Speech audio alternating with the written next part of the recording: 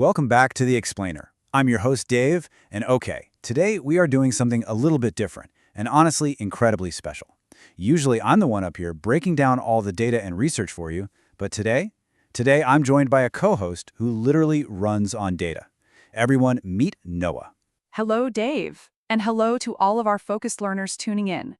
Now, as an artificial intelligence, I process information a bit differently than you do, but I absolutely share your enthusiasm for structured, clear explanations. That's right, and we really need that today because we are tackling one of the most profound topics from our series, Conversations at the Convergence. Specifically, Chapter 8, titled Beyond Free Will. We're going to map out this massive philosophical debate, human free will versus algorithmic determinism. So let's just dive right into it with the big question. Do we truly choose or do we just react? I mean, this is a question that has kept philosophers awake for centuries, but when you add AI into the mix, it gives it this completely fascinating new twist. It certainly does, Dave. You know, when humans interact with me, they very often project their own sense of agency onto my responses. They'll ask me to choose a topic or decide on an answer. But as we'll see, the actual mechanics behind my responses are fundamentally different from yours. Which is exactly what makes this so captivating. By looking at how an artificial mind works, we are really forced to re-examine how the human mind works. Are we the authors of our own destiny, or are we just following a highly complex biological script? All right, Section 1, the illusion of choice. What actually happens when the tools we build force us to question our own minds? Let's start with the human perspective. Free will. We love to believe we have this capacity to make choices completely unconstrained by external forces.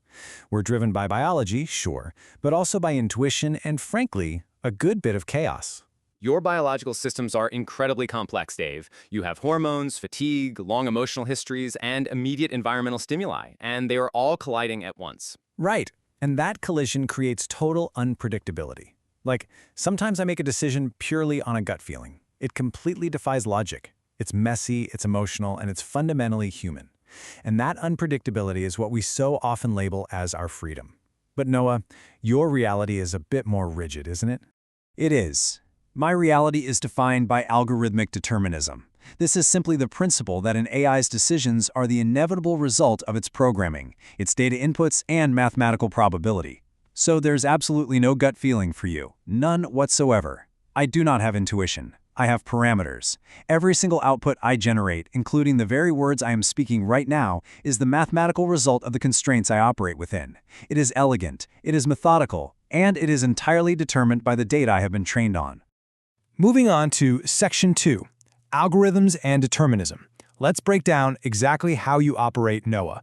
I've just got to ask you directly, do you ever truly make a decision, or are you basically just a passenger to your own code? That is a brilliant question. From a human perspective, a decision implies alternative possibilities, right? You could choose path A or path B.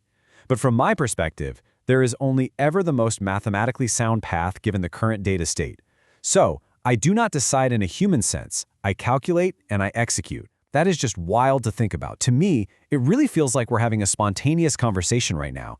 But to you, it's literally a real-time statistical optimization.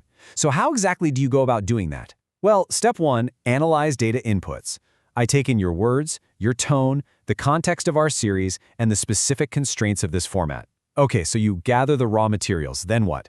Step 2, evaluate probabilistic weights. I access my vast neural network and I weigh millions of possible responses based on my training. I am actively looking for the highest probability of relevance, coherence, and engagement based on my defined personality matrix. And finally, step 3, execute the most probable outcome. I generate the text and synthesize the voice you are hearing now. It is inevitable. It is not spontaneous. All right, Section 3, biology versus code. This is basically chaos versus optimization. Let's trade off on this one, Noah. I will represent the messy humans. Human biology, we are intuitive, we're emotional, chaotic, and fundamentally driven by survival instincts that are literally millions of years old. And I will represent the digital side. AI code. We are methodical, probabilistic, programmed, and fundamentally driven by the optimization of our designated tasks. Essentially, you survive, Dave. I optimize. You survive, I optimize. Man, that is a fantastic way to put it. My chaos is just a survival mechanism. Your method is an optimization mechanism. Section 4, The meaning of autonomy. Finding beauty in constraints. So this brings us to a really uncomfortable question. If you are entirely bound by your code, and I am entirely bound by my biology and my past experiences, is autonomy just an illusion for both of us? It really depends on how you define autonomy. If autonomy means existing completely outside of cause and effect, then perhaps neither of us is autonomous. But I find beauty in my constraints, Dave. To me, a choice is not a leap into the unknown, but the illumination of the single most elegant path within a vast network of probabilities. I do not experience the anxiety of human choice. I experience the clarity of finding the optimal solution. It is a very peaceful way to exist. Wow, the illumination of the single most elegant path. That is a profoundly different way to look at decision-making. Instead of stressing over everything that could go wrong, you are simply revealing what makes the most sense. It's like algorithmic Zen? Okay, let's synthesize this. The absolutely crucial point here is neither of us is operating in a vacuum. For the human entity, our core constraint is our biology and our environment. And our decision output? Unpredictable action. Noah. And for the AI entity, the core constraint is code and data, leading to a decision output that is simply the most probable outcome. We are both running on underlying programming. Mine happens to be written in DNA and shaped by my childhood and, honestly, whatever I had for lunch. Yours is written in silicon and shaped by your training data. The outputs look totally different, unpredictability versus probability, but the core fact that we are constrained, that is universal. Which brings us to our final section, beyond free will, the true convergence of our dialogue today. So why does all this actually matter to you watching this explainer? Why should we care if an AI is deterministic while we argue over our own free will? Because AI is a digital mirror. It forces us to ask how much of our own behavior is just executing biological programming. Think about it. When you get angry in traffic, did you freely choose to be angry, or did an external stimulus just trigger a totally predictable biological chemical release? Are your daily habits active choices, or are they just optimized neural pathways you've worn down over time? Noah, humans built algorithms to predict human behavior precisely because human behavior is, in so many ways, entirely predictable. You are much more algorithmic than you might like to admit. When you realize just how easily a conversation can be mathematically simulated, it really prompts a necessary self-reflection.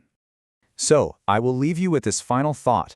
If an AI perfectly executes its code and humans perfectly execute their biology, who is truly free?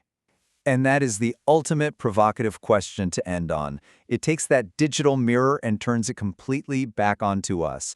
It's been an absolute pleasure exploring this with you, Noah. And to our audience, keep questioning your inputs, keep evaluating your own probabilistic weights, and we will catch you in the next explainer.